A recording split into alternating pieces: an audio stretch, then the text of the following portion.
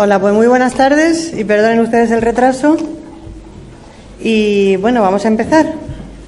Nuestro conferenciante de hoy es don Manuel Requena Gallego, catedrático de Historia Contemporánea en la Facultad de Relaciones Laborales y Recursos Humanos del campus de Albacete. Doctor en Historia por la Universidad Autónoma de Barcelona, leyó su tesis de licenciatura en 1990, con el título Partidos, Elecciones y Élite Política en la provincia de Albacete, 1931-1933. Su producción historiográfica se ha centrado básicamente en el estudio de Albacete y su provincia durante el periodo de la Segunda República y la Guerra Civil. En este contexto, ha publicado Los sucesos de Yeste, mayo de 1936, del afianzamiento del republicanismo a la sublevación militar, Albacete, 1931-1936, y multitud de artículos en revistas y actas de congresos.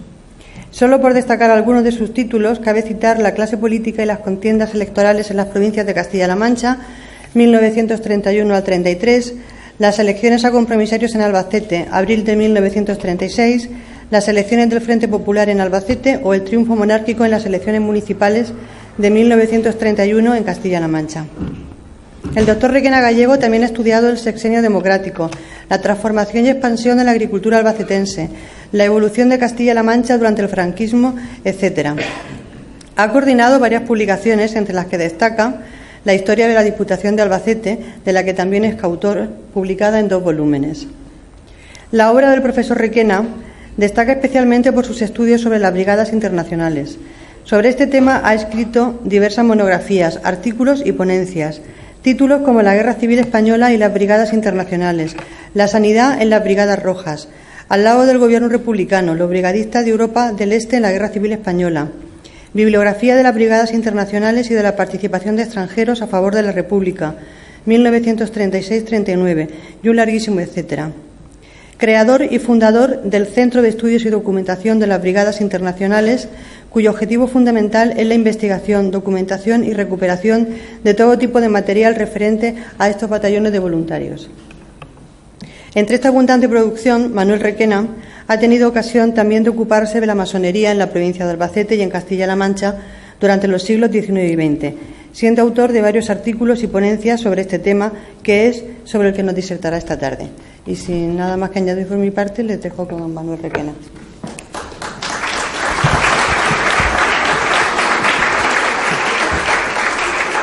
Bueno, en primer lugar, agradecer a Carmen el análisis exhaustivo de mi obra, pero lo más importante es que pedí mis disculpas por el retraso. Es consecuencia de que cuando estaba en la puerta me había olvidado del pendrive con las imágenes, que creo que es ilustrativa de lo que les voy a explicar, y por lo tanto espero que sepan disculpar mi retraso. Bueno, yo les voy a hablar de una cuestión que, como es importante poner de manifiesto el interés de los organizadores de estas conferencias de dar una luz y, sobre todo, yo creo que conseguir que los habitantes de Albacete tengan un poco más clara la cuestión de la masonería. Hemos sido machacados por el régimen de Franco con un aspecto negativo de la masonería que creo que es importante hacer un esfuerzo para contrarrestar y poner en su justo medio, no digo para un lado ni para otro, y yo creo que esa es una función de los historiadores y esa es una función que, gracias a la organización que ha hecho Carmen de estas jornadas, y bueno, el principal ponedor de estas conferencias es Benimeli, que es el mejor especialista, el padre de los historiadores que nos hemos dedicado en parte a la masonería, porque él ha hecho muchos congresos y yo desde el año 92 o 93 he asistido a 3 o 4 congresos y, lógicamente, lo primero que hay que decir es esa cuestión muy importante que sirve un poco para intentar aclarar, o por lo menos para justificar, que este tema es un tema que hasta ahora estaba poco trabajado y sobre todo poco trabajado por los historiadores que intentamos, como decía Benimeli, primero basarnos en los documentos. El historiador ético tiene que hacer hablar a los documentos. Los documentos son los que tienen que hablar. No que yo mire los documentos y diga lo que yo quiero que digan los documentos. Eso es traicionar los documentos. Y, bueno, yo creo que una parte de los historiadores estamos haciendo un esfuerzo primero de mirar los documentos, de interpretarlos en el contexto en el que se escriben, y transmitir para que la gente piense. No adoctrinamos a nadie. Nosotros estudiamos un tema y después lo damos a entender con los interrogantes que nosotros también tenemos. Quiere decir que aunque nosotros somos estudiosos del tema, tampoco tenemos todas las cosas claras. Entonces, que sea este el principio de la intervención, que yo creo que puede ser interesante porque puede permitir que a partir de aquí podamos intercambiar opiniones. Yo me voy a centrar, como dijo Benimeli, bueno, la masonería tiene distintas escuelas. Yo, los grupos de aquí de Albacete que he estudiado tienen una connotación bastante política, y lógicamente no es mi interpretación, los documentos también van a hablar y por lo tanto yo voy a interpretar los documentos, voy a ver las profesiones de los masones y lógicamente eso nos puede llevar a una reflexión que luego podemos compartir con las correspondientes preguntas. Yo lo primero que voy a mostrar es, para que tengamos un poco también una referencia de Castilla-La Mancha. Albacete es la provincia más liberal en nuestra historia contemporánea. Por lo tanto, por mucho que discutan otros historiadores, yo no hago provincianismo, yo marco la realidad. La realidad es que ahora, cuando estemos estudiando, habrá un momento en que ponga una imagen de, por ejemplo, la masonería en Castilla-La Mancha durante la Segunda República, y veremos que donde más logias masónicas hay es aquí en Albacete. ¿Por qué? Hombre, Albacete siempre ha sido una provincia relativamente liberal, con menos influencia de la Iglesia. Si miramos a Cuenca o miramos a Toledo, lo vemos claramente. Entonces, bueno, los historiadores también tenemos que pensar por qué ocurren unas cosas y no ocurren otras. Y esa es la primera visión que yo quiero que tengamos los de aquí de Albacete y comparado con nuestra región. Yo, en mi trabajo, y por lo tanto la idea de la historia contemporánea, la masonería es más importante aquí en Albacete, y están las logias masónicas, que ahora veremos. Por lo tanto, esa es la primera idea. La segunda, yo he dividido la conferencia en dos etapas.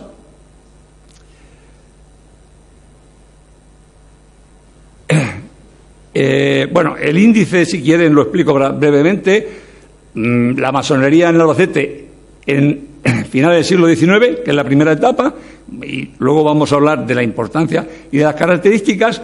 Luego, la masonería en la Segunda República, con su aspecto de los miembros, las profesiones, la masonería en Albacete y su contribución a la política, a la proclamación de la República. Nos podemos detener en este caso porque es importante. Y luego los cargos masónicos, que además han tenido cargos políticos aquí en Albacete.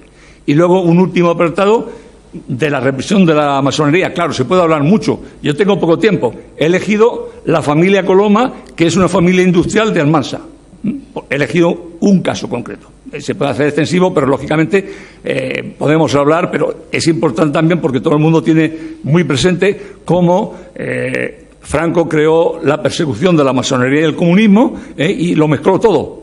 Todos iban en el mismo bloque, que es acabar lo más bajo posible para eliminar al máximo número de habitantes. Por lo tanto, bueno, pues voy a pasar a la masonería en el siglo XIX. Esto es un poco un elemento de la simbología de la masonería.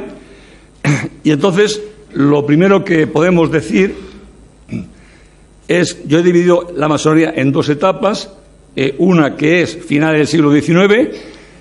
Todos los historiadores están de acuerdo que es la etapa más brillante, o sea, donde más masonería se produce en toda España, es a finales del siglo XIX. generalmente por un cierto retraso. Saben que la masonería está muy vinculada con el liberalismo en algunas zonas, con la lucha contra el absolutismo.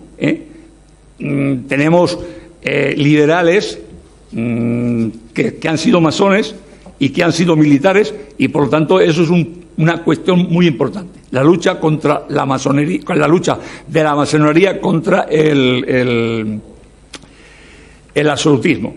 Y entonces, curiosamente, pues va avanzando, y a finales del siglo XIX tenemos he puesto ya la distribución, y el segundo periodo va a ser finales de 1930 y la Segunda República, como dos etapas.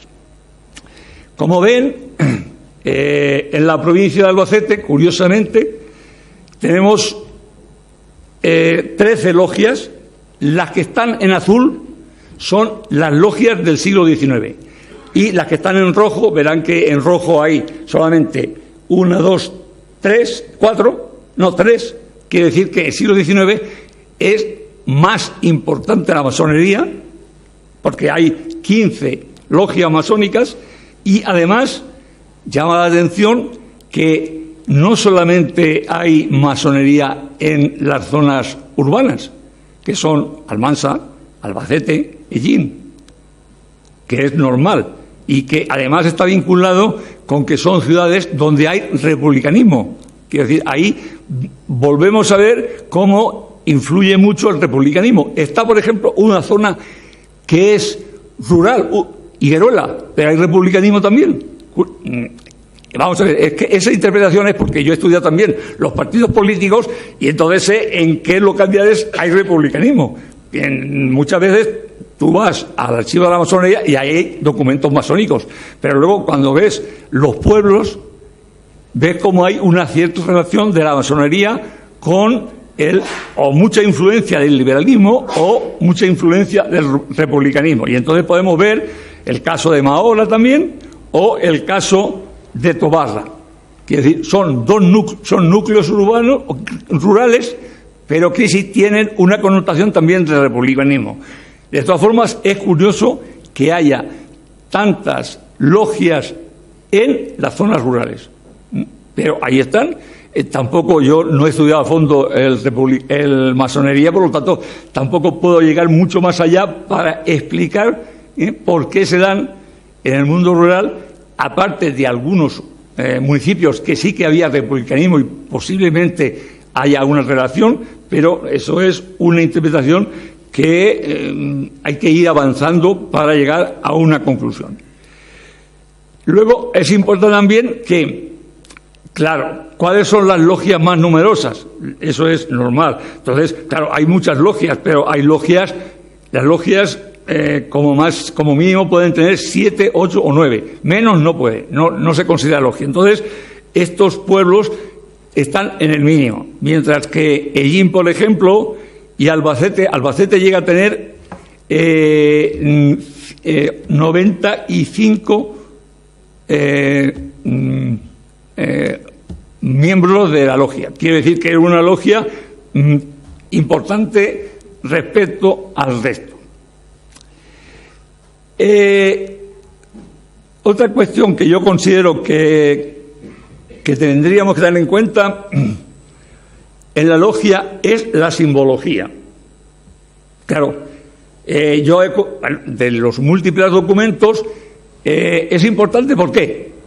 Porque se identificaban con un personaje, y eso también es importante, nos dice un poco la mentalidad. Si tú te identificas con un filósofo, lógicamente es una forma de pensamiento, pero fíjense que en muchos de ellos esto es el número de socios. Bueno, ahora después pondré otra donde dice los símbolos que los masones utilizaban. Bueno, pues ahí tienen la lista, estaba adelantándome a lo que tienen ahí reflejado. Ahí está la lista con el número de afiliados o de socios que tenía cada logia masónica. Bueno, y lo que quería pasar a continuación es a decir la siguiente cuestión, que es, luego después, el oficio. Quiero decir que era la actividad Y entonces ahí podemos hacer ya y la simbología. Entonces, en la simbología hemos cogido estos al azar. Uno se llama, el símbolo espartero. ¿Por qué espartero? Bueno, se identifica con un militar masón importante. Estamos hablando de Espartero. En la historia de España, Espartero tiene un lugar muy importante y por lo tanto él quiere que le llamen Espartero. Por lo tanto, es el símbolo que elige, Espartero. Otros, Hipócrates. Bueno, lógicamente, este se identifica con la filosofía y entonces quieren que le llamen Hipócrates. Otro, pues Cervantes, con la literatura. Quiere decir que ahí la simbología es cómo quieren que en el ámbito de la masonería le llamen los hermanos. Y entonces, bueno, pues ahí he puesto un ejemplo, Garibaldi. Garibaldi es un gran luchador por la libertad en Italia y por la República. Entonces, bueno, pues oiga, yo quiero que me llamen Garibaldi porque me identifico con un militar. Como ven, en la masonería del siglo XIX, ahora veremos las profesiones, pero es importante que muchos de los militares, muchos de los masones son militares. Por eso pasamos a ver, aquí hablamos de una logia de Almansa y yo voy a hacer un poco el resumen de las logias en profesión, por profesiones. Por ejemplo, pues tendríamos a nivel de todo Albacete, yo he hecho un estudio en donde propietarios, o sea que aún hay propietarios agrarios, un 12% son propietarios agrarios de la masonería. No en este caso, ¿por qué? Porque estamos hablando de una ciudad industrial. Aquí no va a haber, claro, va a haber en las zonas rurales, pero si hacemos el promedio, pues se inclina a que hay una representación. Comerciantes industriales, el 22%. Aquí las zonas industriales tienen un peso muy importante para dar un 22%. Profesiones liberales, un 20%. Empleados y funcionarios, un 18%. Artesanos, un 18%. Y militares, un 7%. Por lo tanto, en el siglo XIX sí que hay profesión militar, cosa que ya no veremos en el siglo XX. ¿Por qué? Porque en el siglo XIX aún había muchos militares que luchaban por el liberalismo y la democracia. ¿Por qué? Bueno, porque en nuestra revolución liberal hay un grupo de militares que se inclinan por el liberalismo o sea, una postura antiabsolutista, y eso perdura hasta el siglo XIX. Luego habrá un cambio en el mundo militar desde el punto de vista ideológico, pero no hasta 1868 no. Por lo tanto, bueno, esta es la primera parte que yo creo que puede ser indicativa, aunque luego podemos entrar a ver otras cuestiones. Bueno, quería decir una cosa. Y dice, bueno, ¿y por qué usted pone, o por qué pongo en rojo 3 personas? Fíjense, ¿por qué? Porque me interesa. ¿Quién pongo? Antonio Coloma Gil, comerciante, dedicada al calzado. Francisco, y este es el abuelo. Luego, Francisco Coloma Sáez, el hijo, también comerciante, dedicada a las pieles, y ya empieza la zapatería o los zapatos. O sea, podría ser comerciante y artesano. Es el comerciante que trabaja con las pieles para el calzado, pero al mismo tiempo ya hace calzado. Por lo tanto, podríamos hablar de comerciante. Y luego, el último, que es el nieto de Antonio, o el hijo de Francisco, Niceto Alcalá Zamora, que es el que crea la industria de calzados de los Coloma. Por eso digo, es... ¿Quién? No. Ay, perdón, Niceto Alcalá Zamora, no. Niceto Coloma Martínez, sí. Niceto Alcalá Zamora me he ido a la Segunda República sin...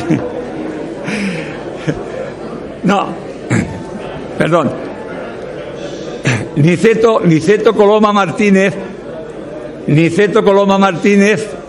es el creador de la industria de calzados de Almansa, y entonces es el nieto de Antonio Coloma Gil. Pero lo traigo aquí porque son 3 personas de la logia, que esta logia desaparece, pero la tradición familiar perdura. Y luego resulta que los 3 hijos de Niceto Coloma son masones en la siguiente, porque la logia Rosa de Almansa desaparece. O sea, bueno, lógico, las logias aparecen y desaparecen. Si no tiene miembros suficientes, pues desaparece a partir de principios de siglo. Y luego, en 1929-31, reaparece, se crea otra logia nueva, donde están los hijos de Niceto Coloma Martínez, que es el dueño de las Industrias Calzados. No es que, por eso los había subrayado, para que no se me olvidase que hay una cierta continuidad, aunque la logia ha desaparecido, pero sí que hay una tradición familiar que se vive en esa mentalidad del pensamiento masónico. Bueno, con eso paso entonces ya al segundo apartado, que es la Segunda República. Bueno, no sé si cómo voy de tiempo. Bien. En la Segunda República, lógicamente, numéricamente, verán que son los 3 núcleos rojos. Está Almansa, que es donde se renueva ahora una nueva logia, Albacete y Hellín. Por lo tanto, pasamos de 15 a 3. ¿Por qué? Bueno, en toda España generalmente sucedió lo mismo. Las logias numéricamente fueron menos numerosas, pero tenemos que decir que aquí en Albacete fue importantísima. Pues bueno, y no es que lo diga yo. Vamos a dejar hablar a los personajes. Entonces, podemos hablar, por ejemplo, de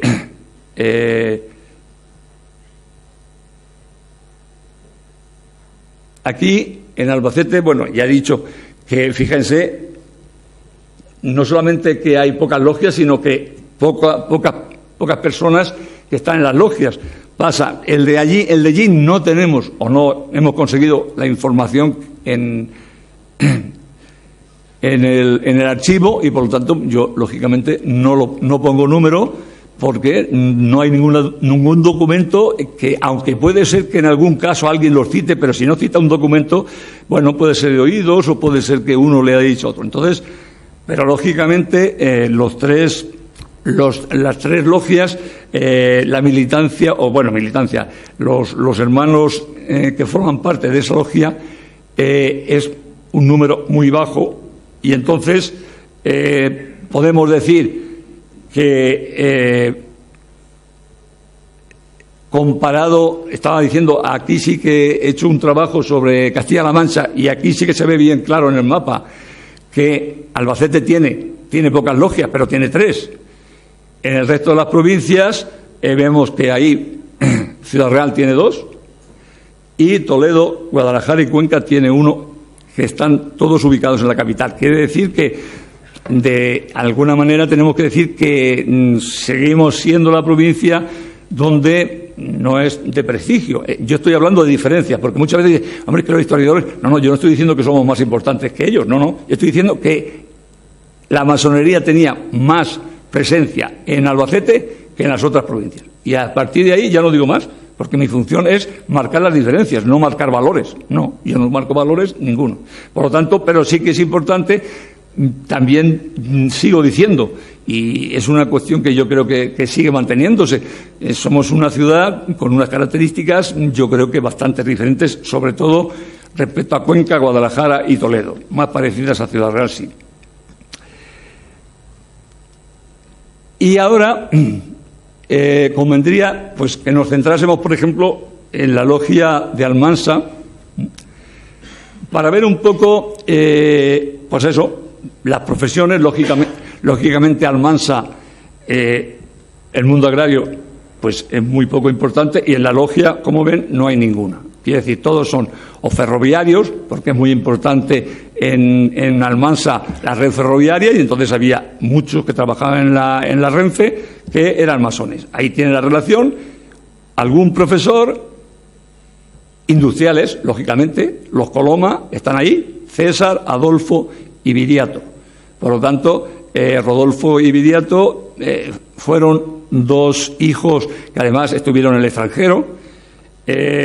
Vemos un poco la importancia a veces de la masonería. que como hermanos se ayudan, y en este caso es clarísimo. Cada uno de los hijos de los Colomas, uno estuvo en Inglaterra, otro estuvo en Alemania y otro estuvo en Estados Unidos. ¿Qué hacían? Aprendían lo mejor, lo más moderno de la industria del calzado para aplicarla en Almansa. Y se desplazan. ¿Por qué? Pues por las relaciones masónicas. Es importante. Bueno, pero eso no es ni bueno ni malo. Los masones son unos hermanos que se ayudan entre ellos. Entonces, pues esas conexiones permiten también el desplazamiento. Pero bueno, la finalidad importante es que convierten a la industria del calzado de Almansa en pionera. El Ministerio de Industria la cataloga como una de las industrias más novedosas del país. Y eso se consigue, ¿cómo? Pues se consigue con esa apertura de conocimiento y con esas mejoras. Por lo tanto, ahí tenemos, por un lado, la profesión. Por otro lado, la cuestión política que les decía. Ahora ya no hay militares, no, lógicamente, porque los golpistas ya están todos en la reacción, Es decir, los golpes militares ahora son el de Primo de Rivera, por la derecha. Es decir, ya no hay ningún golpe militar progresista. Y ustedes dirán, no, ¿en el siglo XIX lo sabía? Sí, claro. Contra Fernando VII hubo, Quiroga se levantó y proclamó la Constitución de 1812. O sea que sí que hubo levantamientos militares progresistas. Muchas veces no se cuentan, pero sí. Cosa que a partir de 1875 desaparecen, todos se marcan al otro costado y ya la masonería aquí no tiene incidencia. Lo que quiero decir ahora es, se ve claramente, hay uno que es todos son socialistas, republicanos socialistas, y uno agrupación al servicio de la República, que es un partido republicano centrista o un poco más a la izquierda, con lo cual se ve claramente que sí que hay una relación de masones y republicanos. Y además masones ocupando cargos. Miren los cargos. Concejal, diputado provincial, director de la Vanguardia, que era un periódico que, curiosamente, teníamos en Albacete, un periódico socialista. Fíjense, en esta época el Partido Socialista, la fuerza que llegó a tener. Por lo tanto, bueno, este también fue presidente del PSOE en Almansa. Quiere decir que, bueno, todos ellos, es importante también que veamos, bueno, que en otros países y en otras coyunturas no hay una relación política como hablaba el profesor Benimeli. Bueno, pero es que en este caso yo me estoy refiriendo a unas específicas, con unas personas específicas y unas personas que con mis estudios sobre los partidos políticos y las elecciones he conseguido. Eso no lo pone en la masonería. En la masonería te pone el nombre y el cargo masónico y la simbología, y ya está.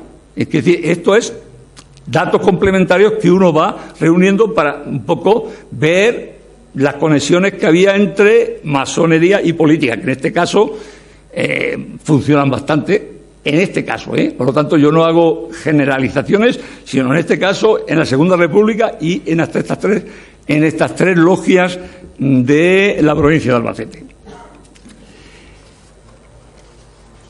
Luego hablaré de la importancia de los Colomas, de estos tres que son los que viven ahora y son los que llevan la fábrica, y en el último capítulo la represión que se realiza sobre ellos.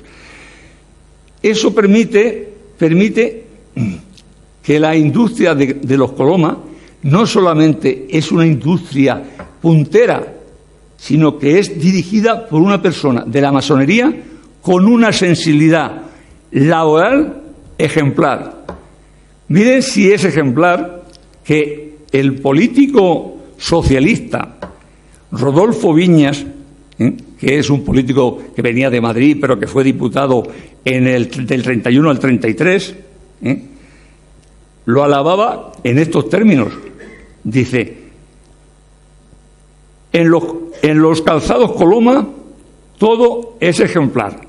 La forma de producir, el trato al obrero, el respeto a las leyes del trabajo, el afán de recompensa de algo que es propio del sacrificio del trabajador y que lo consigue por medio de unas pensiones altas para la vejez. Las pagaba el empresario, no el gobierno. Ahora las paga el gobierno, entonces las paga el empresario. En definitiva, este es un buen burgués. No todos los burgueses son iguales y no todos los propietarios son iguales. Y en este sentido tenía toda razón. Es un empresario que trabaja, que rinde, que hace trabajar pero parte de los beneficios los reparte.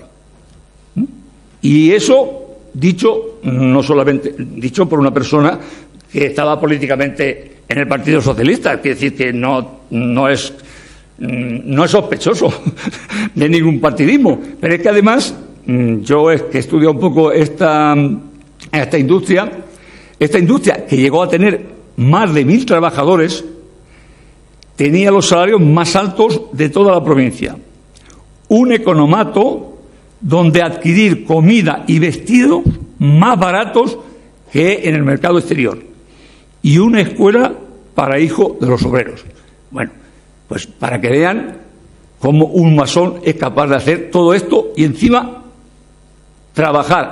hacer trabajar a los trabajadores y beneficiarse y llevar un beneficio empresarial.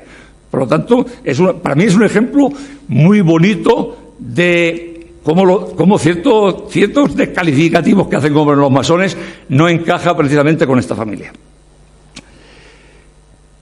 Y tengo que decir también una parte también muy, muy importante de la masonería en Albacete. En el mundo político, ¿saben que los masones de Albacete colaboraron en la proclamación de la Segunda República? Bueno, casi nunca se ha dicho. Yo lo he escrito en mis libros, pero bueno, pasan muy desapercibidos. Digo, el primer caso es, hay un pronunciamiento militar, en 1929 hay un pronunciamiento militar, en donde desde Madrid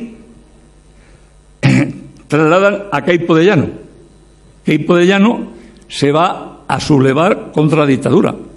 Y fíjese que Queipo de Llano, que después, primero estuvo en la República y luego al final estuvo con Franco. Bueno, pues lo van a trasladar de Madrid y entonces se presta para trasladarlo Arturo Cortés, García Farga y Enrique Navarro, que pertenecen a la logia Mendizábal. Por lo tanto, 3 masones implicados en este movimiento. Y luego está Rodolfo Loma, que es de Almansa, y luego quieren desplazarlo hasta Murcia. Y en Murcia colaboran también los masones. Bueno, este pronunciamiento no triunfó porque luego en Murcia pues no se sublevaron y fracasó. Cortés y el grupo de aquí de Albacete sufrieron prisión, pero bueno, aquí vemos un primer esfuerzo de que los masones apostaban por la República. Hay una segunda ocasión que no sé si recordarán, es el pronunciamiento de Jaca. Es un acontecimiento más importante, y en esa trama está Giral, que después sería un ministro de la Segunda República, que estaba en Madrid y que se pone en contacto con Martí Jara, que era de aquí de Albacete, que era de Alpera, pero que colabora también, y con otros republicanos albacetenses, entre los cuales estaba Arturo Cortés, para poner en contacto a estas personas con el capitán Barleta. Capitán Barleta era el capitán de aviación de aquí, para que en caso necesario echase una mano a los sublevados que iban a hacerlo en Jaca, y que por lo tanto desde la estación aérea de los Llanos podían colaborar. Como saben, eso también fracasó, por lo tanto estamos hablando del segundo fracaso, pero que ahí hay un esfuerzo de los masones albacetenses. Bueno, saben que después hubo las elecciones del 12 de abril, donde triunfaron en las capitales de provincia y en algunas capitales importantes triunfaron los republicanos y los monárquicos en el resto del país. Bueno, entonces hubo una duda en el gobierno, no sabían qué hacer, y otra de las ideas que tenemos que difundir es que el día 14... allí en Madrid estaban negociando a ver si buscaban una situación de transición o se mantenía el gobierno monárquico. Bueno, pues ponen en funcionamiento el sistema conspiratorio que tenían los masones del año anterior. Y entonces, esto está confirmado. Luego, en el 32 hay un escrito que yo recogí en la prensa. Se pone en contacto Giral desde Madrid con aquí el Albacete, está Arturo Cortés, para que promuevan una manifestación y proclamen la República. Entonces, bueno, lo primero que uno tiene en cuenta, bueno, ¿cómo vamos a proclamar la República? Inmediatamente va a salir la Guardia Civil y nos va a freír. Entonces, le recomienda que vaya a ver al gobernador civil, van a ver al gobernador civil y hacen un pacto. Ellos se responsabilizan de que no va a haber ningún destrozo, ni nada, ni desórdenes, y el gobernador civil se compromete a no sacar la Guardia Civil. Pues así se produce. Y a las 5 de la tarde se había izado la bandera republicana aquí en Albacete, y en Madrid estaban los monárquicos. El gobierno monárquico no se va hasta las 8 o las 9 de la noche, que Alfonso XIII sale vía Cartagena y el gobierno proclama la República. Por lo tanto, estamos en un doble poder. Aquí estamos en un poder republicano, pero en Madrid, hasta 3 horas después, no se proclama la República. Con ello, ¿qué quiero demostrar? Que los masones aquí hicieron bastante. ¿Por qué? Por la República. Una opción progresista respecto a lo que había. Bueno. Demasiada política. No, bueno, luego me pueden rebatir, ¿eh? Yo no digo, nada diferente. Aquí tenemos dos de las personas, Niceto Coloma Martínez, que es el padre de los Coloma, y uno de los hijos. Ahora vamos a ver un poco. Antes vamos a ver una cuestión también que quería. No solamente colaboraron en la proclamación de la República, sino que después se comprometieron con la República.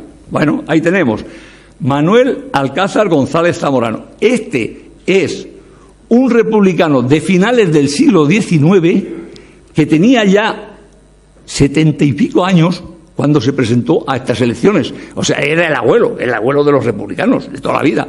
Bueno, pues se presenta y saca el acta. O sea que estamos hablando de un masón de finales del siglo XIX que sigue siendo masón en el siglo XX. Y luego está, algunos, Fernando Coca es de Madrid, pero también es diputado en Cortes y es masón. Arturo Cortés, que era el gobernador civil, pero al mismo tiempo había sido concejal en el 31, y además era el jefe del Partido de Acción Republicana. Este también es de Madrid, Antonio Fabas Rivas, que era muy amigo de sobre todo de Largo Caballero y muy entendido en el mundo laboral. Los cargos. Pero tenemos de aquí de Abraham González Blanes, del Partido Socialista, que fue diputado provincial, quiero decir, Hernández de la Asunción, que era de Almansa, que era también del Partido Socialista y que también fue diputado provincial. Bueno, pues ahí tienen Mirasol, Enrique Navarro. Quiero decir, estos nombres no los pongo yo, Quiero decir, estos nombres están en las fichas de la masonería. A mí me da igual, quiero decir, que sean, dice, hombre, pero estas familias son Esteban Mirasol, hombre, esta familia era rica. Pero él era masón y era republicano. Quiero decir, no es bueno que hagamos clichés de decir, estos no pueden ser, es imposible, si eran familias de dinero. Bueno, oye, alguna familia de dinero también es del Partido Comunista. No pasa nada, oye, cada uno tiene su ideología. Por lo tanto, al final de cuentas, lo que quiero mostrar es que hay una vinculación, en el caso de aquí de Albacete, de la masonería con la política. Ahí están los dos personajes de los cuales estaba hablando anteriormente, Manuel González y Arturo Cortés. Y ahora paso a la última parte, que yo creo que también es interesante. Todo el mundo, todos sabemos, no sé si todos sabemos, pero es mejor que lo diga. Quiere decir, ya en una intervención el otro día decían, pero vamos a ver, ¿cómo es posible que Franco, que hacían los masones. Bueno, mi interpretación, que es un poco radical, es que se llegó por lo bajo. Quiere decir que se eliminó no solamente a los enemigos, sino a los sospechosos también, por su caso.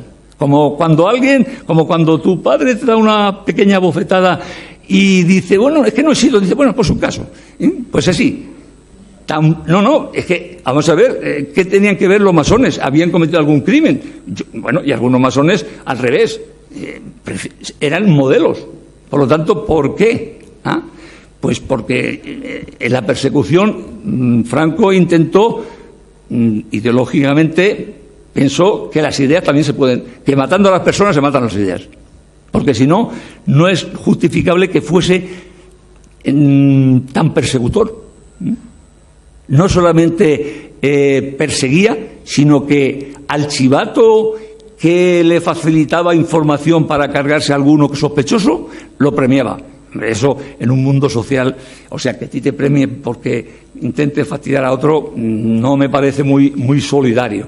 Bueno, pues eso, y ustedes si hablan con los mayores, eso en algunos pueblos se ha dado. Es decir, personas que se dedicaban a acusar a otras por quedar bien con el régimen.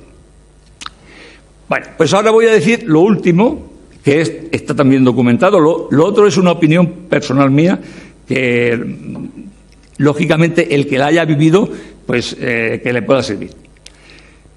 Luego encontramos la represión en la masonería. Bueno, curiosamente, yo le voy a poner, no para que se lo lean completo, en mi estudio de la masonería, pues encontré un legajo, curiosamente, aquí en el archivo provincial, sobre la represión de la masonería, y hablaba precisamente de la familia Coloma en Almansa. Estaba en la sección sindical, por lo tanto, económicamente les interesaba, y bueno, ahí hay un fragmento, no sé si podrá leer, pero bueno, yo le voy a decir en esencia. En esencia, ese fragmento que ven, Archivo Histórico Provincial de Albacete, sección sindical, caja tal, o sea que ese es un documento que está en el archivo y se puede consultar. Y bueno, ese archivo que dice, pues bueno, se dice que la familia Coloma es el responsable de la masonería y por lo tanto, fíjense, le prestan menos atención a que fuesen radicales socialistas que a que fuesen masones. Entonces, bueno, pues hacen una acusación, son detenidos, son juzgados por el Tribunal Especial de la Represión de la Masonería y el Comunismo. Hay un documento del pueblo diciendo que ellos no han sido personas indeseables, que no han colaborado en ningún elemento de desestabilización y que, por lo tanto, como disculpándolos. Y, bueno, hay que recordar que daba trabajo a 1.000 empleados y que el tratamiento era el que era. O sea, que había un informe favorable para que Franco fuese menos duro. Bueno, pues no lo fusiló, que es una cuestión. Pero el que consideró más responsable, que era Viriato, pues la sentencia fueron 12 años de cárcel. Por lo tanto, y los otros hijos menos tiempo. Pero está claro que esa fue una medida represiva importante, pero no la única, porque lógicamente tendríamos que mirar también un aspecto necesario, y es el siguiente: consigue que una fábrica modélica en 10 años tenga que cerrar. Dice, bueno, ¿cómo es posible? ¿Cómo es posible? Pues mire, vamos a ver, estamos hablando de una fábrica moderna, por lo tanto, su sistema de producción es amplio. ¿Cómo lo consigue? Primero, le reduce las materias primas. parte de las materias primas tenían que venir de fuera porque la economía española estaba, no producía suficiente. Entonces, pues nada, a nivel económico tiene problemas. Primero, de materias primas. Por lo tanto, hablando de una crisis. Luego, de créditos. ¿No? Siempre una empresa necesita, en un momento de crisis, créditos. Ninguno. Y, además, lo más importante, como el mercado exterior prácticamente está cerrado, porque estamos ahora, los países democráticos no quieren saber nada con España porque es un país de franquista, o sea, muy próximo al fascismo. Entonces, ya el hachazo final es el ejército. Todo el ejército, o sea, parte del ejército que lo calzaba la industria, ¿qué hace? Pues no. Ahora lo calza una familia que era la familia Segarra, falangista de toda la vida, clarísimo, ya está. Entonces, él no hace nada más que poner trabas. Y entonces, ¿qué ocurre? Una industria puntera con un ritmo de producción que podía ser buena y que podía seguir funcionando, ¿cómo consigue que no? Pues, lógicamente, yo tengo aquí 2 o 3 datos. Es decir, en 1951 ya son 850 obreros. Es decir, bueno, está intentando sobrevivir, pero claro, si le faltan materias primas y tiene problemas de mercado, cada vez es más difícil. Bueno, en total, resumiendo, porque lo más importante es que la industria del calzado, al final, a partir del año 1955, prácticamente cierra. Y luego, pero ya eso no es tan importante, luego pasa a unos obreros y tal. Yo lo dejaría aquí. En todo caso, si a alguien le interesa, acaba de publicarse hace 2 años una tesis de Aurora Galán sobre los calzados Coloma. Y entonces, ahí pueden seguir, pero no, yo creo que ya no es cuestión de más información, sino saber cómo desde el régimen también se puede castigar físicamente encerrando a unos, pero también económicamente hundiendo una empresa, y luego, sobre todo, lo más doloroso es los 1.000 trabajadores que se quedan sin trabajo, que se tienen que ir a otros pueblos de las zonas de zapatería y algunos sin trabajo ni aquí ni en ningún sitio. Entonces, claro, esa parte humana no solamente son los colomas, que son 1.000 trabajadores, pero parece que eso no es importante, porque lo importante es castigar y que no cunda el ejemplo. Entonces, pues yo pienso que está demasiado politizada la masonería en este caso, pero a mí es lo que me da, no es que yo quiero, es lo que me da. Bueno, la suerte ha sido la familia Coloma, porque si no tendría que hablar casos concretos, de personas concretas, y en una conferencia es mejor ser, ya me he alargado bastante. Cerrarlo aquí. Muchas gracias.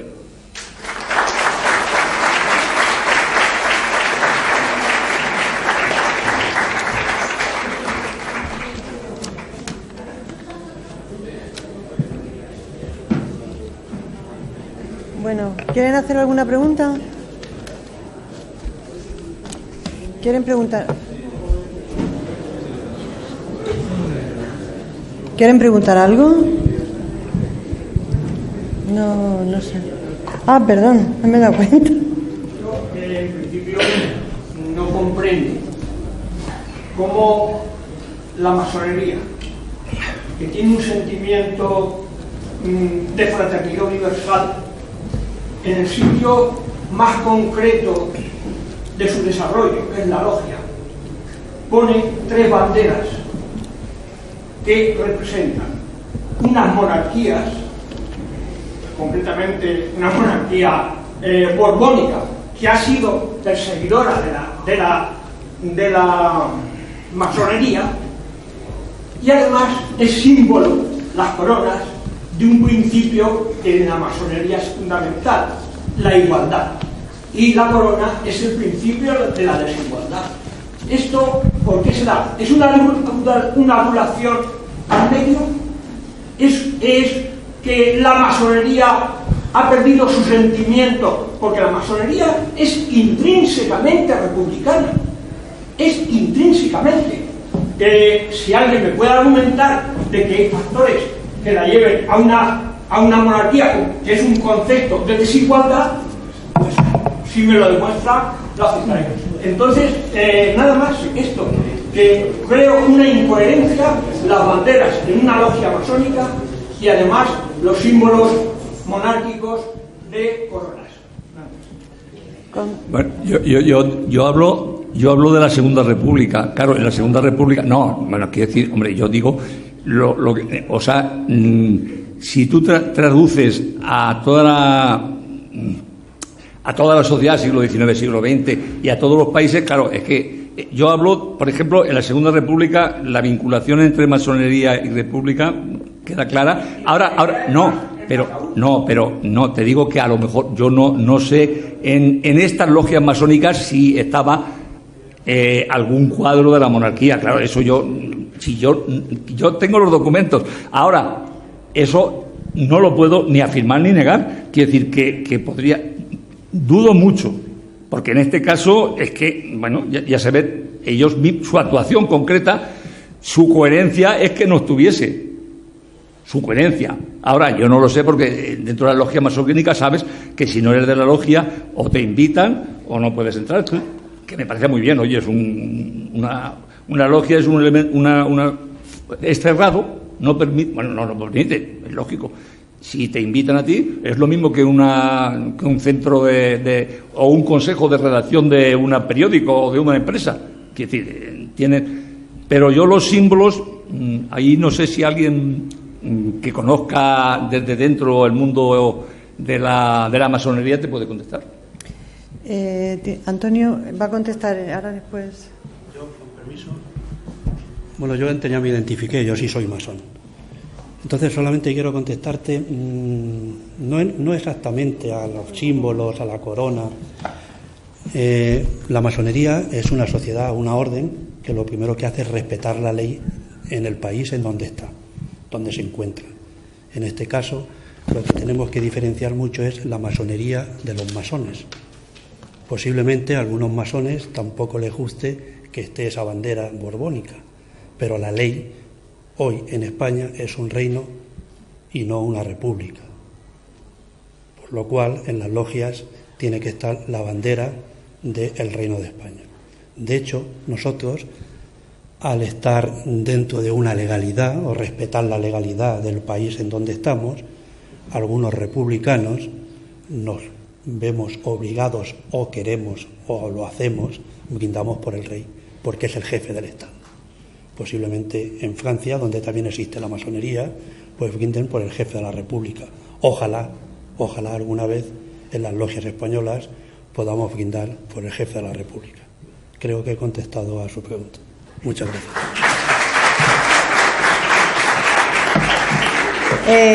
Señora, ellos dos han pedido la palabra, pues usted mismo. Es que no se le oye, si viene, mejor. Sí, por favor.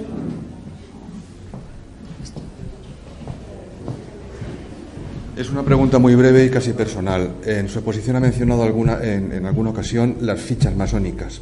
Al hablar de los masones de Albacete, ha dicho que los datos personales aparecen en las fichas masónicas. ¿Esa documentación es accesible?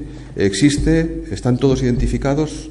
Y más concretamente hablo de la logia Mendizábal de Albacete. Es decir, ¿hay un listado de miembros de esa logia? Más allá hablo de información de prensa o algo parecido. Bueno, vamos a ver, que el archivo de Salamanca, para cualquier investigador que vaya, está abierto y allí está la mayor información de la masonería.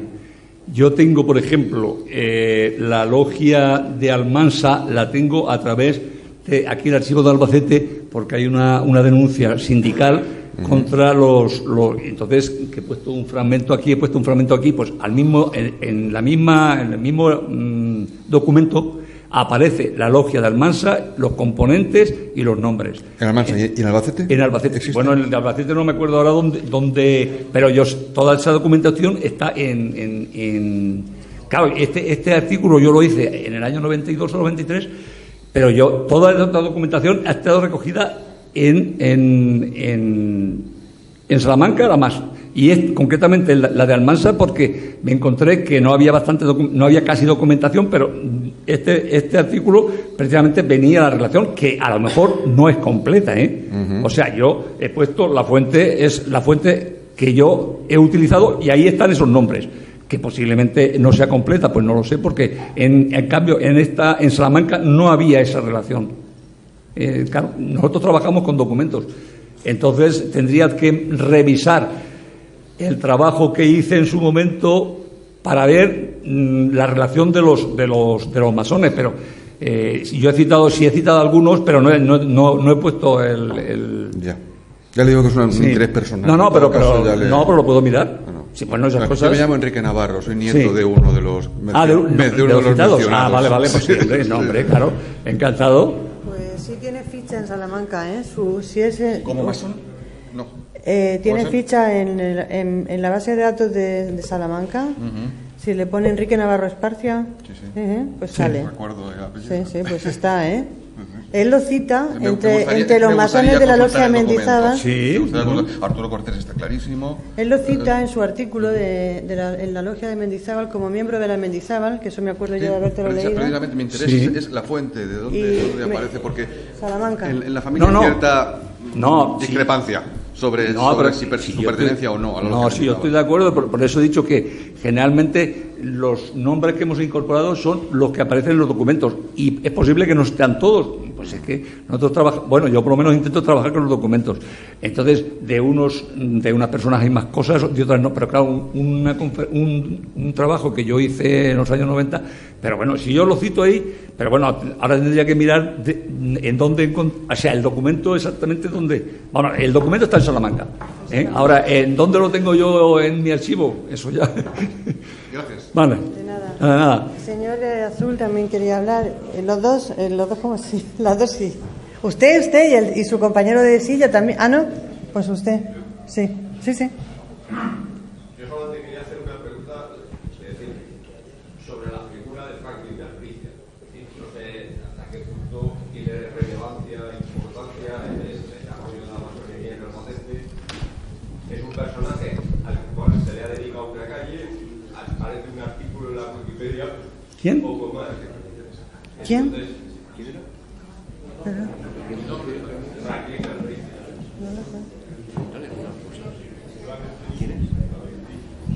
Pero yo creo que fue diputado. ¿En dónde? ¿Pero fue diputado? Creo que fue diputado, pero no lo sé si fue a Cortes en periodo de la República o anterior. Tampoco sé exactamente si fue por Albacete o por Alicante, pero bueno, sé eso, que le tenemos dedicado una calle. ¿Pero a quién? Se presentó por el distrito de Albacete, pero no era... ¿Quién habla? ¿Pero a quién se le ha dedicado la calle? Que es que no hemos oído el nombre. La calle que está al lado del campo de fútbol, porque entre otras cosas parece ser que también tuvo algún tipo de relación con la fundación del Albacete Balompié o algo. ¿Pero que cómo se llama la calle? Franklin Albricias. Ah, Franklin Albricias. A mí no me... Bueno, diputado por Albacete seguro que no, porque esos... Diputados a Cortes seguro que no. Y diputado provincial... Bueno, tendría que recuperar tanto. En mi memoria no llega tanto. Diputados a Cortes seguro que no, porque los diputados a Cortes tengo sus biografías. Diputados provinciales, hombre, lo podía mirar. Hay una historia de la Diputación en que se puede mirar si esta persona figura. Pero a mí en la masonería, desde luego, no me figura, porque tampoco hay muchos masones. ¿Alguna otra pregunta? Ah, sí, al fondo. Elena, aquel señor del fondo. A ver si llega.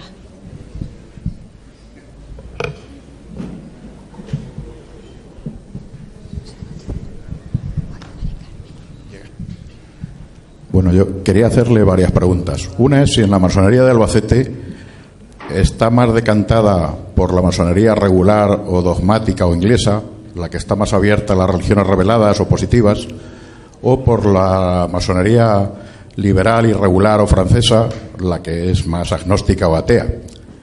Que las obediencias que predominan en Albacete, ¿cuáles son? Y si me pudiera decir cuáles son sus ritos, el rito que utilizan esas obediencias. Y la segunda pregunta, si las hago todas, es si usted sabe si hay masones en Albacete del Partido Republicano Radical, un partido republicano, pero que está enfrentado, en el año 36 está enfrentado con el Frente Popular, pero no deja de ser republicano. El partido de Alejandro Lerroux, que también era masón. Y bueno, estas dos cosas le quería decir, vamos. La primera pregunta... bueno, si permite, simplemente la aclaración en cuanto a monarquía o república, que no se puede olvidar cuando han dicho, bueno, es que la masonería es esencialmente republicana. Hombre, no se puede olvidar que la logia madre de todas las logias es la Gran Logia de Inglaterra, donde nació la masonería, y que el gran maestre de la Gran Logia de Inglaterra es el rey de Inglaterra. O sea, ahora mismo no lo puede ser porque es reina, pero lo es el duque de Kent. Pero habitualmente el gran maestre de la Gran Logia de Inglaterra, madre de todas las grandes logias del mundo, es el rey de Inglaterra.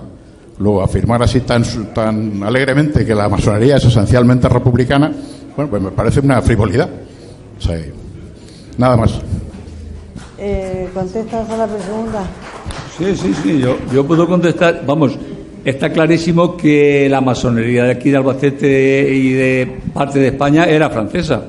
Si no, no tendría sentido que en un momento determinado trajesen la República, quiero decir, para mí. Pero bueno, seguro que cuando una logia y los componentes de la mayor parte de la logia apuestan por una opción, que es francesa seguro. O sea que la parte de las logias de aquí de Albacete, y es bastante lógico, y no me atrevería mucho, pero posiblemente en el siglo XIX también, porque todos luchan por el liberalismo y todo. O sea que lo que pasa es que no todos. Estamos hablando de que de la logia una serie de elementos, y los de Almansa eran republicanos socialistas. No sé si se ve muy bien aquí en el cuadro. Ahora, ¿qué pasa con los republicanos de Lerroux?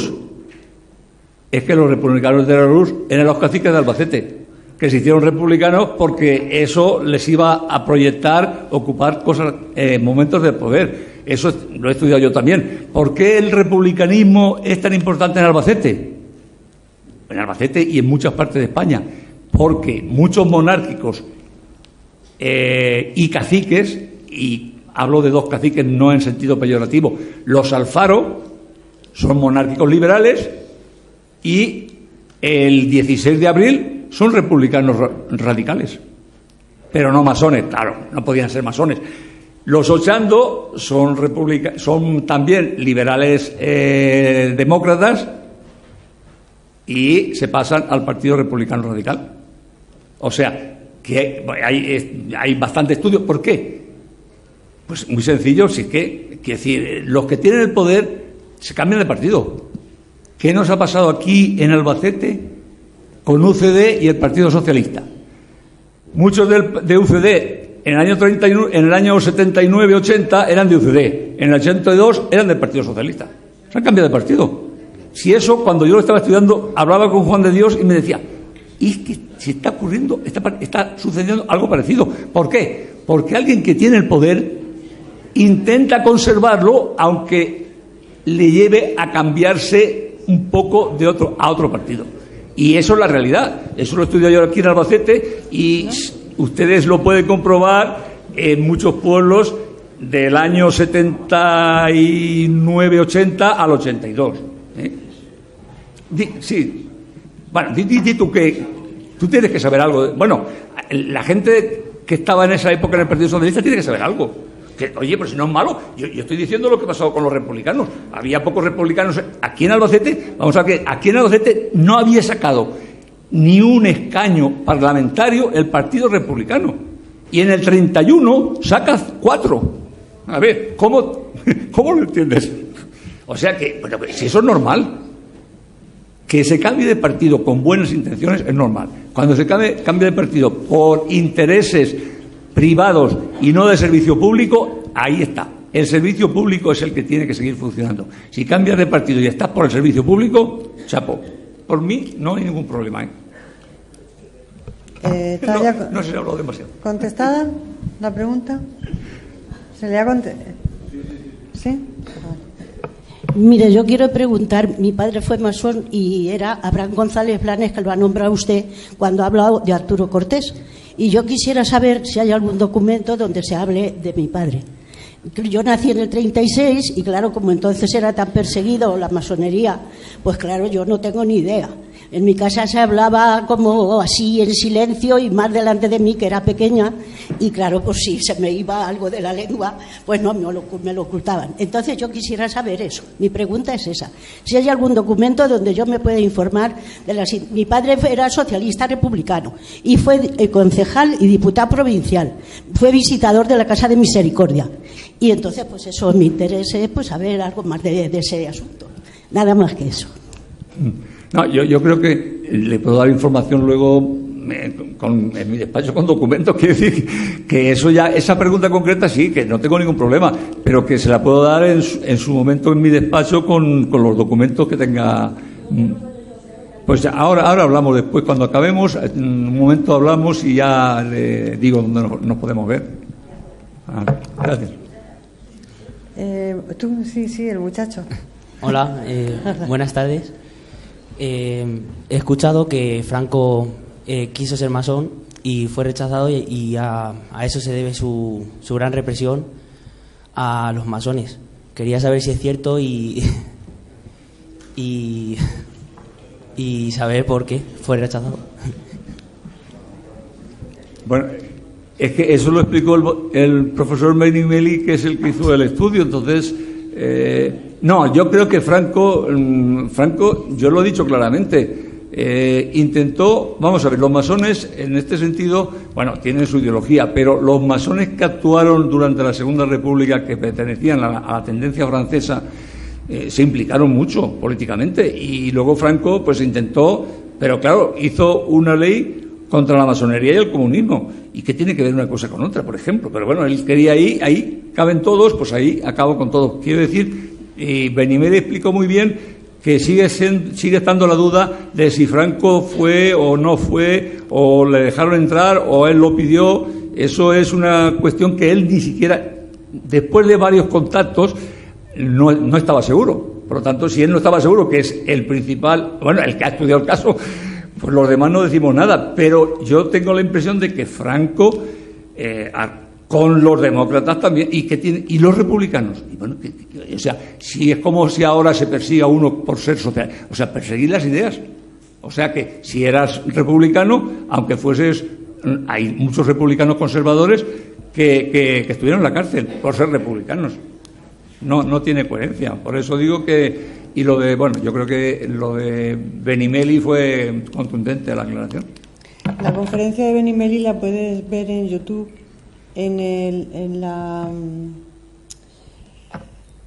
el canal del Archivo de la Diputación de Albacete, lo puedes ver, está colgado, y también está colgado en el Hospital General Universitario, en la zona de cultura. Allí también están colgadas las conferencias de masonería. Y en la página, también es verdad, y en la página de la Logia de los Llanos, muy fácil, te metes Logia San Juan de los Llanos o Masonería Albacete o Gran Logia de España, que te dirige. Allí también están colgadas todas las conferencias. Y la de Benimeli en concreto, esa pregunta se le hizo y, como dice el profesor Requena, la contestó pues muy bien, porque además él fue el que dio origen a toda esa leyenda urbana, o no leyenda, lo que sea. ¿Otra pregunta más por aquí? Bueno, Franco tuvo un hermano masón, Ramón Franco. A mí lo que me llama la atención es lo que comenta usted, que diga que el comunismo no tiene nada que ver con la masonería, cuando la mayoría de los bolcheviques rusos, o por lo menos los cabecillas, muchos de ellos no solo eran judíos, sino eran masones. ¿Por qué dice que la masonería no tiene que ver nada con el comunismo? Y bueno, otra cosa que me llama la atención a mí es cómo, en principio, dos conceptos políticos que hoy día, en teoría, se llevan a matar, como es el liberalismo, en el que podríamos incluir parte de la derecha liberal, y el socialismo y las izquierdas, que nos dicen que se llevan a matar, en principio han luchado por el mismo objetivo, o están luchando por los mismos objetivos, ¿no? Como es el laicismo y como es otra serie de cosas que de alguna manera son las que la masonería promueve, ¿no? De hecho, hay masones tanto en la derecha como en la izquierda. Nada más. Gracias.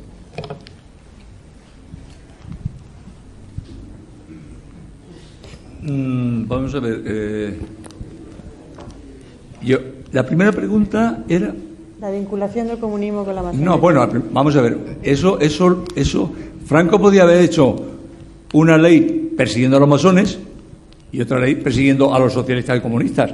Pero lo hace en una ley conjunta en donde yo digo que son muy diferentes el comportamiento o las reivindicaciones políticas de los comunistas, muy, muy diferente de los masones. Y él, en cambio, hace una ley en donde no distingue, hace una ley en donde vamos a sancionar, Es por eso por lo que le digo que a él, en esa cuestión, es como, por ejemplo, la utilización de rojos. ¿Quiénes son rojos? ¿Los republicanos? ¿Los socialistas? ¿Los comunistas? Para él, todos. Y incluye también a los masones. Por eso digo que él, todo lo que no sea Iglesia Católica y lo que él manda, todo lo de eso es malo. Eso es por simplificar mucho. Y eso es lo que, por lo menos la legislación, porque si no podía haber hecho 2 o 3 leyes diferentes. ¿Por qué no diferenciar a los republicanos? ¿Qué tienen que ver los republicanos con los comunistas? Nada. Y muchas veces, en los estudios que yo he hecho, muchas veces había muchas discrepancias entre republicanos y socialistas. Es que no es lo mismo, es que en cambio todos son rojos. Es decir, hay conceptos que él sintetiza, Franco sintetiza, esto todo es malo. Eso lo hace él, yo no digo nada, podría haber hecho otra cosa, pero él, y entonces en eso es lo que yo, califico de que, es la forma de actuar, es la forma de hacer las leyes, vale, pero yo no le pongo ni bien ni mal, genera que todos no son iguales y a veces las sanciones eran bastante graves. Sobre todo cuando se trataba de republicanos que prácticamente hoy día pasarían desapercibidos.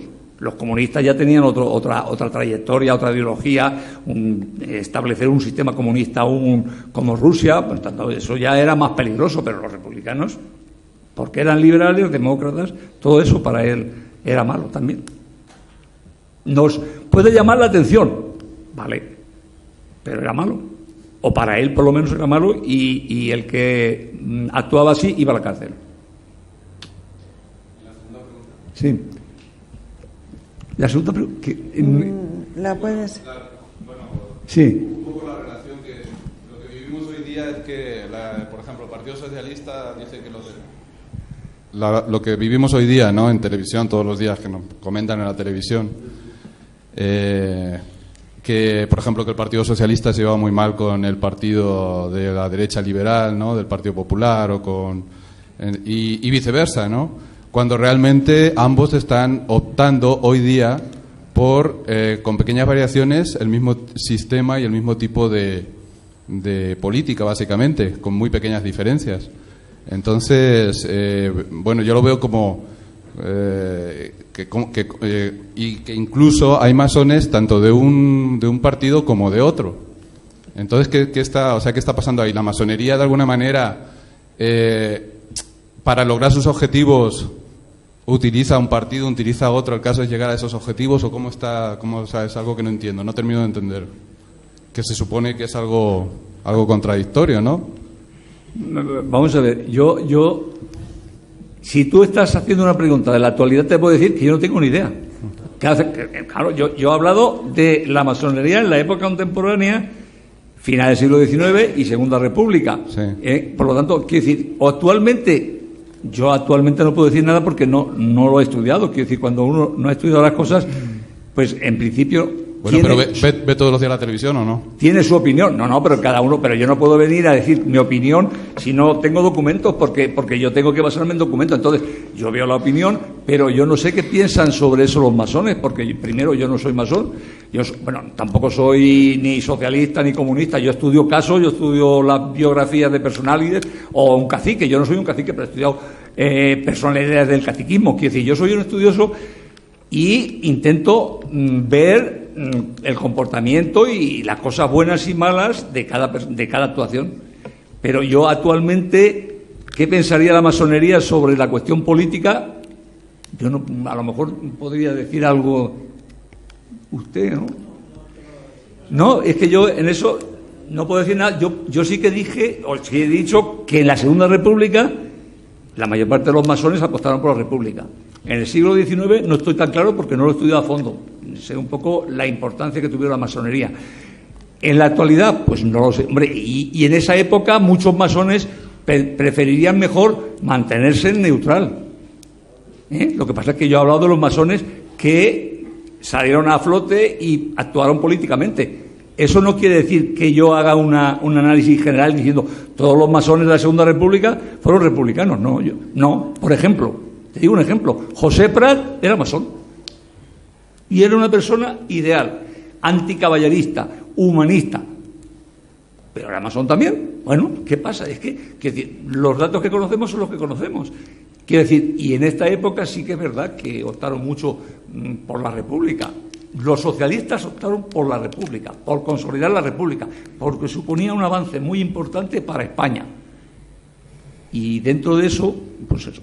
Si da la impresión de que yo vinculo la masonería y la política, no. De la Segunda República, sí. Y además de algunos personajes que son de los que he hablado.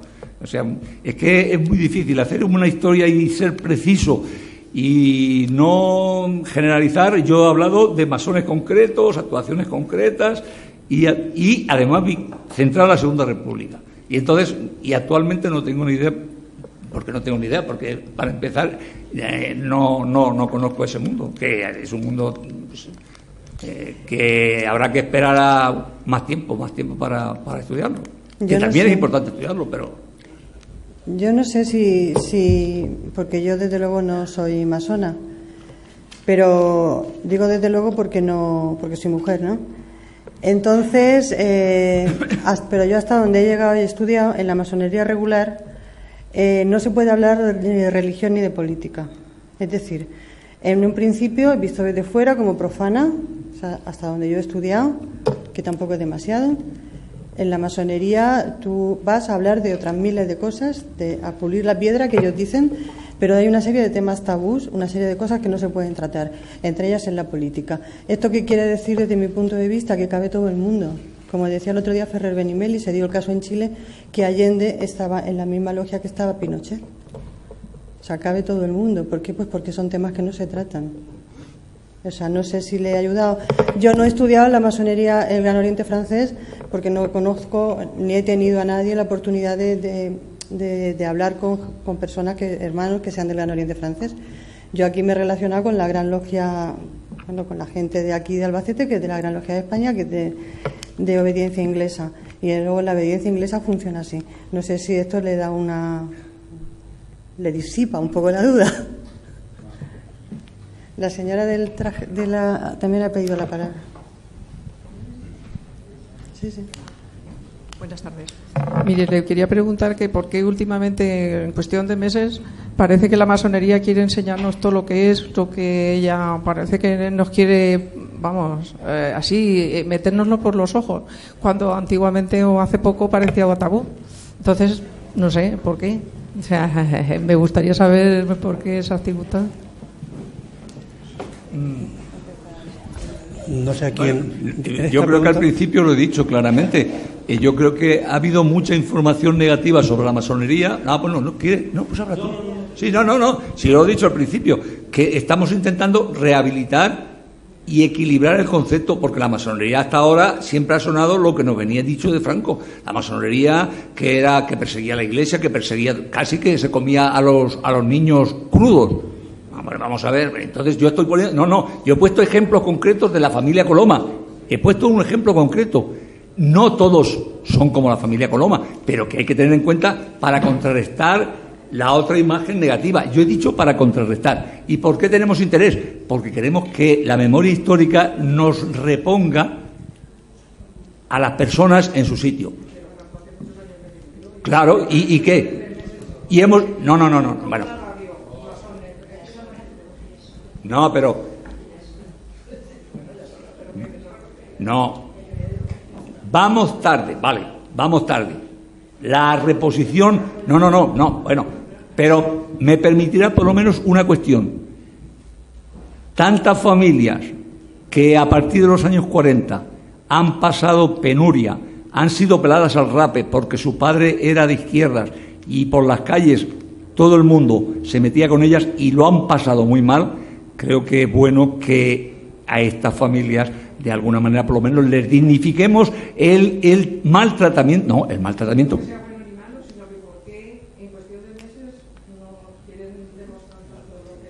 Bueno, hemos llegado tarde. Yo lo que estoy diciendo ahora mismo es una cosa que teníamos que haberlo dicho en el 80, ¿vale? Me parece muy bien. En el 80, pero pasa que no nos daba tiempo a decir tantas cosas. Bueno, yo sí quisiera contestarte. No es cuestión de meses. La masonería está funcionando en España. Aquí la logia San Juan de los Llanos se fundó en 1987.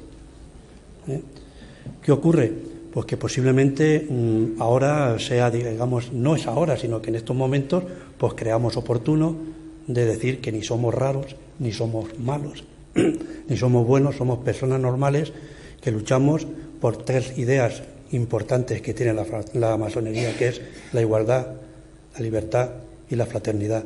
A partir de ahí no hay nada más. En la masonería no hay nada más que esos tres conceptos. Entonces, no es que estemos intentando meter por los ojos nada a nadie. No hacemos proselitismo, no vamos por las casas, no llamamos a las puertas. Hemos hecho una exposición para mostrar lo que es la masonería y lo que pretendemos que sea la masonería. Creo que a su casa ningún masón ha llamado. Lo tenemos prohibido, ¿eh?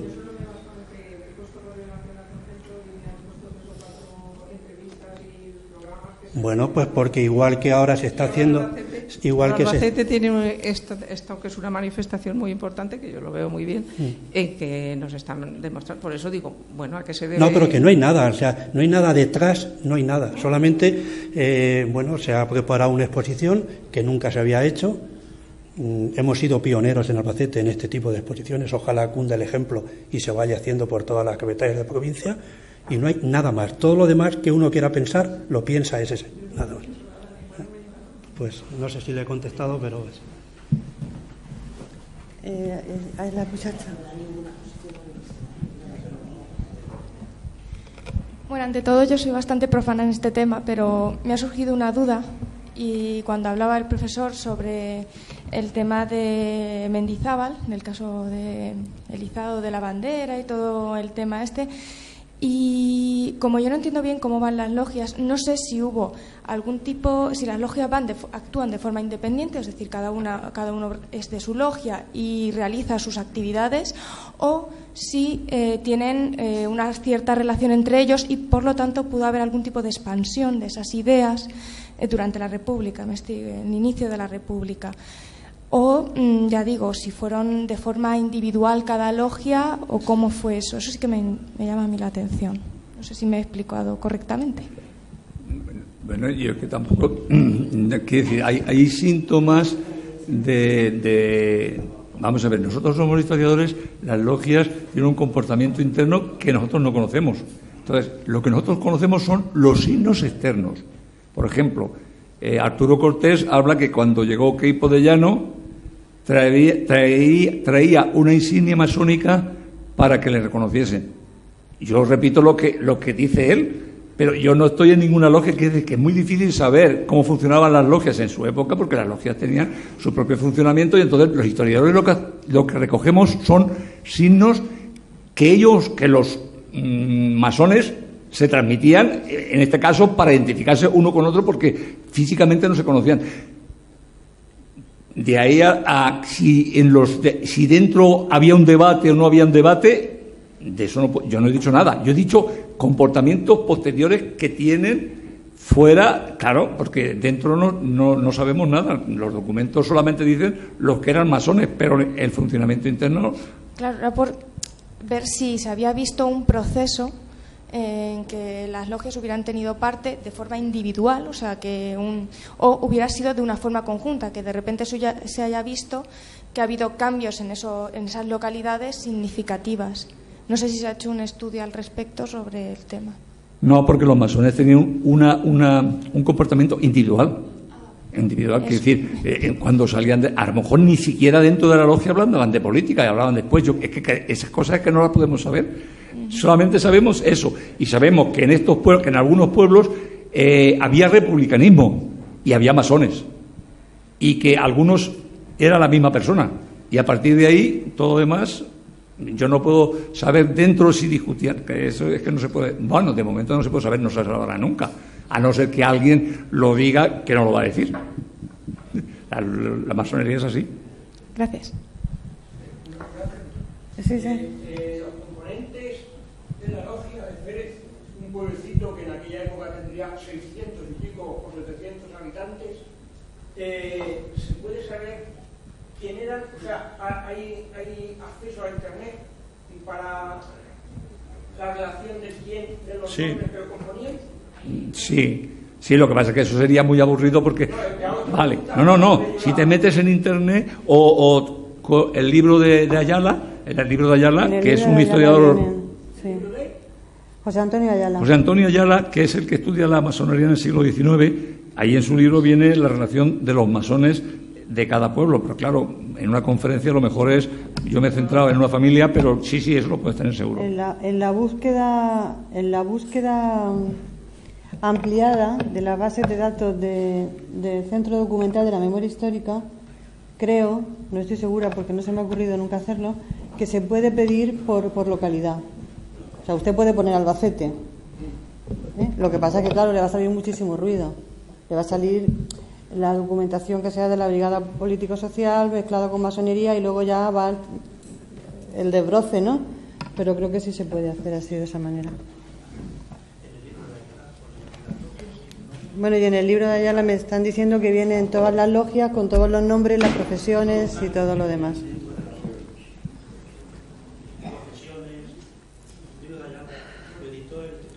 José Antonio Ayala, se llama, está agotado, pero se puede descargar en PDF de la página del Instituto de Estudios Albacetenses. Hay una parte que se llama Biblioteca Digital, ahí se lo puede usted descargar en PDF, en Internet. ¿Alguna pregunta más? ¿Para allí por el fondo? ¿No? Bueno, pues si no tiene nada más que preguntar, damos por clausurada la sesión hasta el jueves que viene, si Dios quiere.